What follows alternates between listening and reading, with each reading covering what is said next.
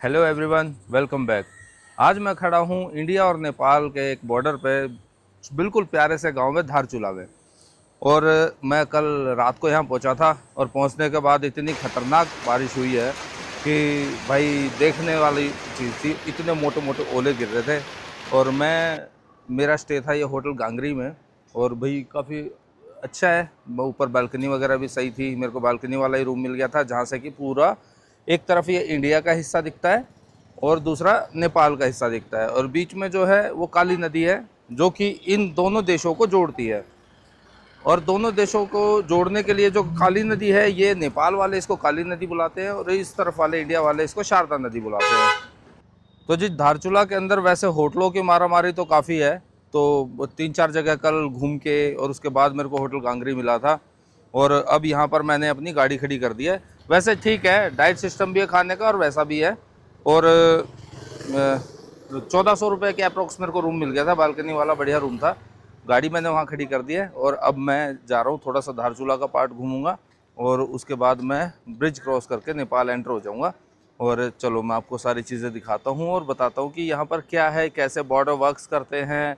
इधर आपको visa, passport वगैरह कुछ नहीं चाहिए, आपकी आईडी ही इनफ है। और कई बार तो वो भी नहीं देखी जाती है, क्योंकि मैं 2014 में पहले आया था। अभी क्या सिस्टम चेंज हुआ है पता नहीं है, चल के देखते हैं एक बार।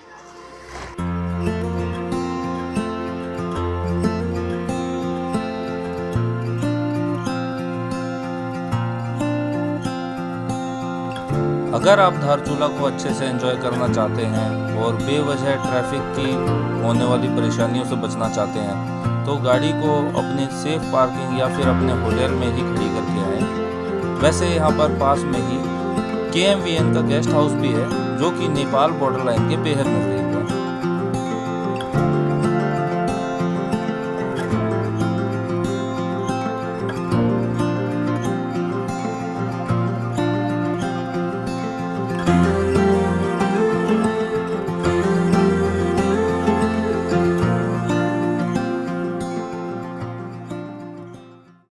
जो लोग होटल नहीं लेना चाहते, वो डायरेक्ट आदि कैलाश वगैरह जाने का प्लान करते हैं, या कुछ भी कि थोड़ा बहुत घूमें और निकल जाएं आगे, ऐसा कुछ है, तो आप यहाँ पर गाड़ी लेके आ सकते हैं। गाड़ी प्रॉपर यहाँ बॉर्डर लाइन तक आती है और फ्री पार्किंग है, इसके सामने की तरफ भी और दूसरी तरफ भी आप पार्किंग पे करके जा सकते हैं। शाम को 7 से 8 बजे के आसपास ये बॉर्डर क्लोज हो जाता है, दोनों साइड गेट बंद हो जाते हैं, और दिन में इस टाइम पे 6 बजे के आसपास शायद या 5:30 बजे अप्रोक्स ये खुल जाता है, और लोग आना जाना कर रहे हैं बढ़िया से। ये नीचे काली नदी है, जिसका बहाव अभी बहुत तेज़ है, क्योंकि कल मैंने आपको बताया जैसा कि कल यहाँ पर बहुत सारी बारिश हुई थी। वैसे भी काली नदी हमेशा अपने उफान पे ही रहती है, और यही नदी है जो दोनों देशों को अलग करती है। इसी नदी को उस तरफ के लोग, नेपाल के लोग, काली नदी बुलाते हैं, और हमारे इंडिया के लोग शारदा नदी बुलाते हैं। और अगर आप एरियल व्यू में देखेंगे, गूगल मैप पे देखेंगे, तो ये बॉर्डर लाइन इसके बीचों बीच है। हालांकि बॉर्डर लाइन बनाई भी हुई है थोड़ी थोड़ी कहीं कहीं, पर उसका कोई मतलब नहीं है, ये नदी ही काफ़ी है। और ये है पुल, जो कि इंडिया और नेपाल की दोस्ती का प्रतीक है, और इस पुल को पार करके हम उस तरफ चलेंगे। यहाँ से कोई व्हीकल नहीं, वैसे तो 7 से 8 बॉर्डर लगते हैं इंडिया से नेपाल को, वो अलग अलग जगहों से, जहाँ से आप गाड़ियाँ भी लेके जा सकते हैं, एक भंसार बनवा के। लेकिन यहाँ से गाड़ी जाने का सिस्टम नहीं है, सिर्फ पैदल सिस्टम है। लेकिन जब आप आगे पिथौरागढ़ की तरफ निकलेंगे, तो SSB का एक काफ़ी अच्छा ब्रिज बन रहा है वहाँ पर, तो हो सकता है कि आने वाले टाइम में इस तरफ भी गाड़ियाँ जाया करें। तो चलो अंदर एंटर करते हैं जी। और आज जो है ना, मेरा ब्रेकफास्ट करने का मूड नेपाल के अंदर ही है। और आपको सबको पता ही होगा कि नेपाल में हमारे यहाँ के 100 रुपये वहाँ जाके 160 रुपये में कन्वर्ट हो जाते हैं। हालांकि कन्वर्जन की ज़रूरत नहीं पड़ती है, मतलब मनी एक्सचेंज की आपको ज़रूरत नहीं पड़ेगी। आप ऐसे ही जाके अपने इंडियन रुपीज़ आप वहाँ पे करेंगे, तो वो 160 रुपये के अकॉर्डिंग उनको काट के आपको बाकी के रिटर्न कर दिए जाते हैं। तो चलो अंदर देखते हैं बाकी चीज़ें, और खाना भी वहीं खाएंगे आज।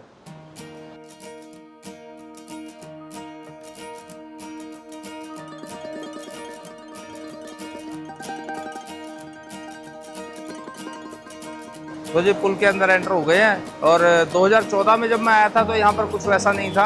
और अभी जो है ना, इंडिया की तरफ से तो आईडी चेक हो रही है, और जो नेपाल की तरफ से लोग उधर जा रहे हैं उनकी अच्छी खासी चेकिंग हो रही है। तो मैंने पूछा रीज़न कि पहले नहीं था अभी क्या है, तो वो बोले कि भाई तस्करी वगैरह काफ़ी बढ़ गई है, इसलिए थोड़ी सी स्ट्रिक्टनेस हो रखी है। तो उधर की चेकिंग तो इधर हो रही है। अब हम इंडिया वाले उस तरफ जाते हैं तो हमारे साथ कैसा होता है, मतलब चेकिंग हो रही है या नहीं हो रही है, वो देखते हैं चल के।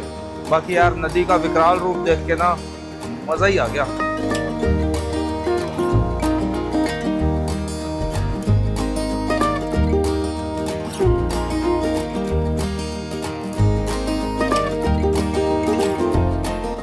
मैं इस वक्त ब्रिज के बीचों बीच खड़ा हूँ और ये जो आप हिस्सा देख रहे हैं ये हमारा प्यारा सा भारत, और इस नदी के इस तरफ ये है नेपाल।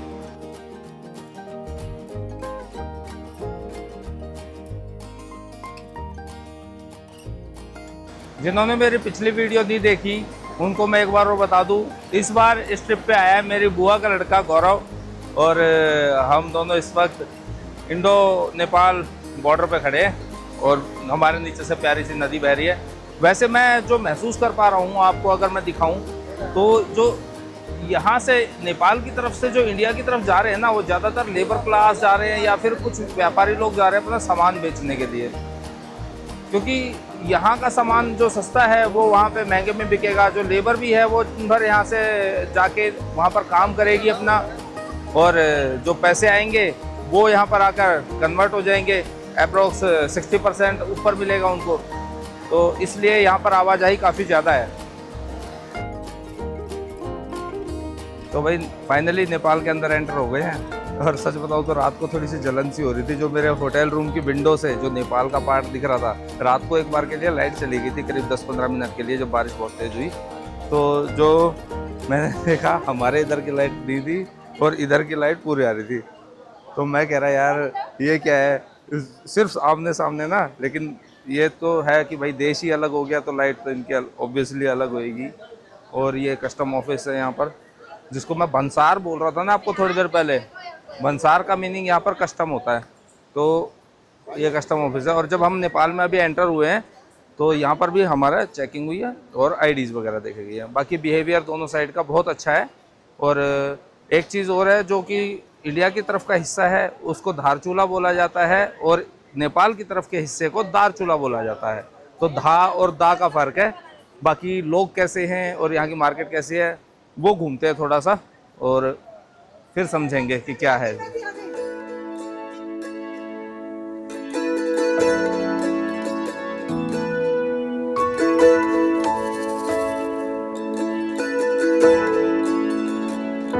तो भाई अंदर एंटर होने के बाद जो मैंने देखा, मैं लेफ़्ट साइड को मुड़ा। इधर ज़्यादा बड़ा बाज़ार तो नहीं है, राइट साइड में ज़्यादा बड़ा बाज़ार है जो बताया जा रहा है। और अंदर एंटर होने के बाद जो मैंने एक चीज़ नोटिस की कि यहाँ पर चाहे हलवाई की दुकान हो, चाहे कपड़े की दुकान हो, चाहे मोबाइल शॉप हो, दारू बियर वगैरह सब पे अवेलेबल है। मतलब यहाँ पे कोई ऐसे जैसे अपने उधर लिकर शॉप होती है ना, वैसे कोई लिकर शॉप यहाँ पर नहीं है। तो ये एक अनोखी बात है। और ज़्यादातर लेडीज़ हैं। मेरे को जो महसूस हुआ कि 80% दुकानों पे यहाँ पर लेडीज़ें काम कर रही हैं। अब जेंट्स कहाँ हैं इनके वो मेरे को नहीं पता। बाकी उस तरफ घूमने के लिए चलते हैं, उधर देखेंगे बाकी चीज़ें क्या क्या है। हाँ जी, कुछ ब्रेकफास्ट वगैरह भी, नूडल्स मिलेंगे। अच्छा, और क्या मिल सकता है?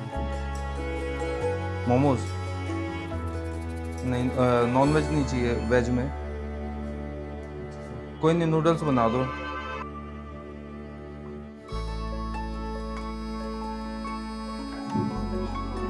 कुछ आपके पास थोड़ा सा न्यू नोट हो कोई नेपाली करेंसी में तो वो मेरे को दे देना। हाँ कोई भी दे दो, 100 भी दे दो, 50 दे दो, जैसे भी दे दो। तो भाई नूडल्स तो खा लिए हैं और वो मैम जो है अभी चेंज कराने गई हैं। मैंने इंडियन रुपीज़ में 500 का नोट उनको दिया है। हालांकि रेट का देखो चलते तो है, इंडियन रुपीज़ के अकॉर्डिंग चलते तो है थोड़े से ज़्यादा, लेकिन उतनी ही चीज़ें भी महंगी है। मैंने जैसे आपको कोल्ड ड्रिंक दिखाई, उस पर 30 रुपीज़ MRP है। और अगर मैं इसकी बात करूँ तो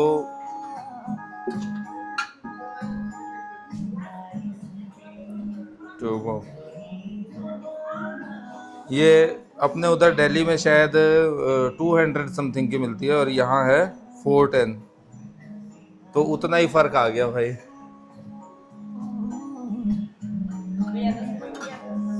हाँ जी हाँ जी, हाँ हाँ जी हाँ जी। 30 रुपये, हाँ इंडियन रुपीज़ 30 रुपये। ठीक ठीक ठीक है। तो भाई ये 50 का नोट दिखा देता हूँ आपको, ऐसा होता है नेपाली 50 में।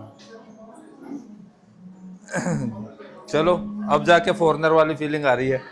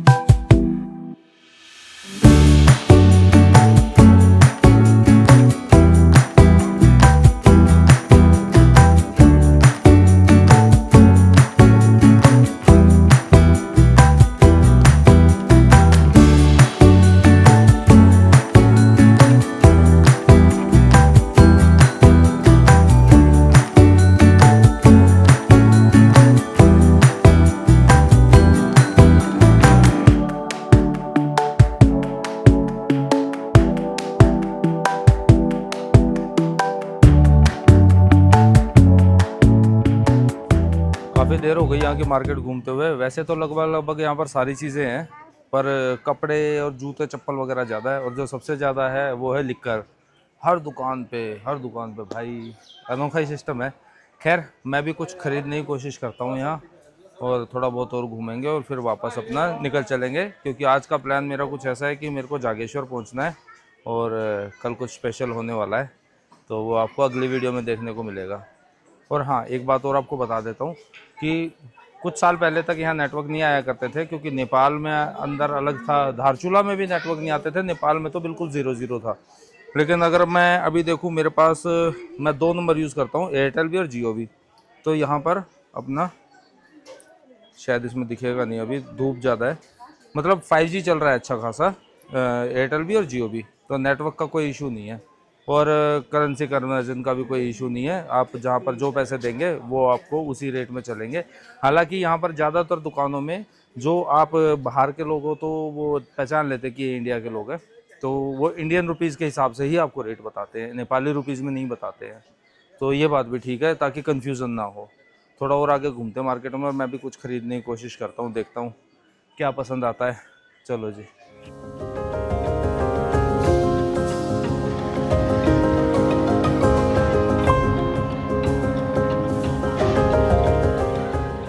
तो मतलब ये जगह यहीं यहीं तक है या कनेक्ट है अंदर कहीं पे? जैसे अगर मान लो यहाँ से हमें काठमांडू या पोखरा जाना हो तो कहीं भी जा सकते हो। अच्छा, मेन हाईवे आ जाता है यहाँ से? काठमांडू में डायरेक्ट बस जाती है, अच्छा, बस जाती है, सुबह 7 बजे चलती है। ठीक ठीक ठीक रोज ठीक। जाती है सुबह 7 बजे। और मैंने जो एसएसबी का एक ब्रिज बनते हुए देखा था उधर, तो हाँ, तो वो कनेक्ट होगा आगे चल के ना नेपाल से मेरे ख्याल में। नेपाल और भारत का पुल तो है। हाँ, मतलब बाद में अभी 1-2 जगह साल जगह पर है, 10 किलोमीटर में ऐसे। नहीं, अभी गाड़ियां अंदर नहीं आती ना बाहर में। वो नया बनी है पुल, कस्टम का अभी ऑफिस तैयार हो रही है। अच्छा अच्छा अच्छा अच्छा। फॉर्मेलिटी पूरा हो, ऑफिस का फॉर्मेलिटी पूरा हो। पुल तो रेडी हो गई, लेकिन उसका उद्घाटन नहीं हुआ। अच्छा, पुल रेडी हो गया है वो? रेडी हो गया। तो इसका मतलब ये हुआ कि और 2-4 महीने के अंदर अंदर गाड़ियां आने जाने शुरू हो जाएंगी इधर दोनों साइड कस्टम। हेलो भैया, हेलो सर जी, क्या नाम है आपका? मेरा नाम ललित सिंह बोरा। ललित सिंह बोरा। भैया कुछ सोवेनियर टाइप से मुझे दिखा दो, जो कि मैं नेपाल की कुछ यादें अपने साथ ले जा सकूं। क्या ले जाएंगे? मैग्नेट ले जाएंगे, फ्रिज हाँ, मैग्नेट भी ले जाएंगे। चाबी के छल्ले ले जाइए। हाँ, और कुकरी। कुकरी भी है। अच्छा जी, ये आपका साइज ओके। कुकरी, ये साइज है, आप देख सकते हैं। आपको जैसा पसंद आए वैसा ले लो, आराम से निकालिए। अच्छा, धार काफ़ी है इसमें। ये कितने कितने रेंज में है ये? 1000 रुपये का है, ये 750 का है, ये 650 का है। ये इंडियन रुपीज़ में बता रहे हैं आप? अच्छा जी, ठीक है। ये 650। जी। ओके, ये भी ठीक है।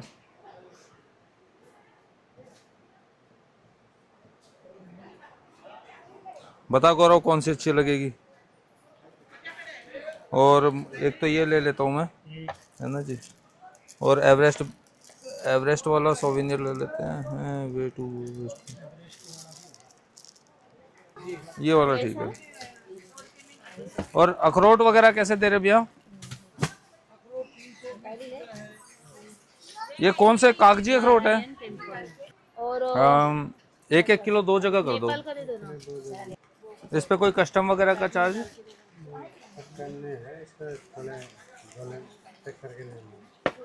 हाँ नहीं, वो तो ले जाएंगे हम, कस्टम वगैरह ना लगे। सेफ्टी के तरफ ले जाने देंगे ना वैसे? सेफ्टी के तरीके से ले जाना पड़ेगा। क्या कह रहे हैं भैया, कैसे सेफ्टी के पर्पज से मैं छुपा के ले जाऊं कि? नहीं, आप मतलब अपने हिसाब से ले जाइए, हाँ मतलब ले जाने देंगे ना? अंदर डाल के ले जाइए। अगर मना करेंगे तो लेके या देख लेंगे तो आपको मना करेंगे तो कोई दिक्कत नहीं है, वापस भी करो बोलेंगे वो। अच्छा अच्छा। आप इसको अलाउड नहीं है, आप वापस करिए बोलेंगे, आपने बोलना चाहिए हमारा यादकारी के मैं लिए आपको बस। वापस कर दूंगा, कोई दिक्कत नहीं है।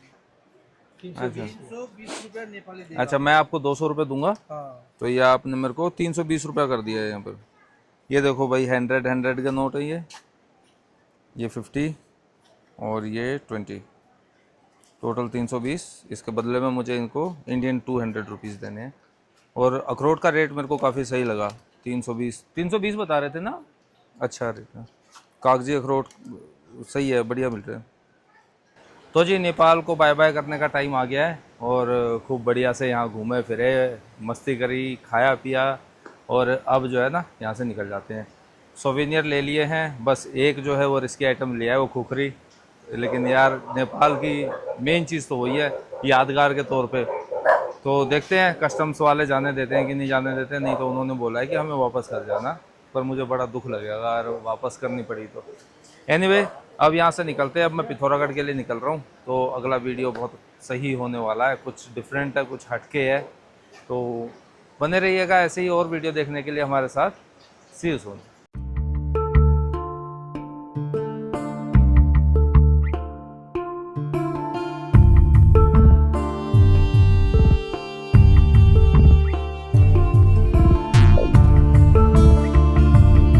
तो जी, finally entered in India with my baggage, और आ गया सामान जो लाना था। सही है, मज़ा आ गया। चलो फटाफट से पिथौरागढ़ के लिए।